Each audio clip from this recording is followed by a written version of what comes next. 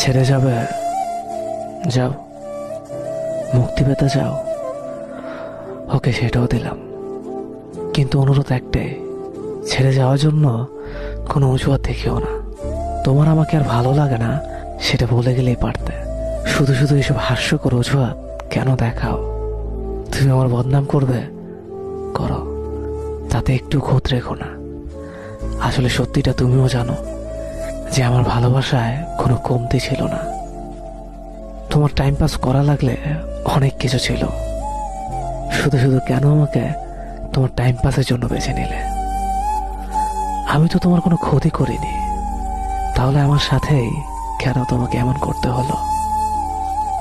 সবশেষে একটা কথা বলতে চাই, কাউকে কষ্ট দিয়ে সুখে থাকবে সেটা ভেবে থাকলে ভুল ভাবছ। কষ্ট তুমিও পাবে, শুধু সময়ের অপেক্ষা।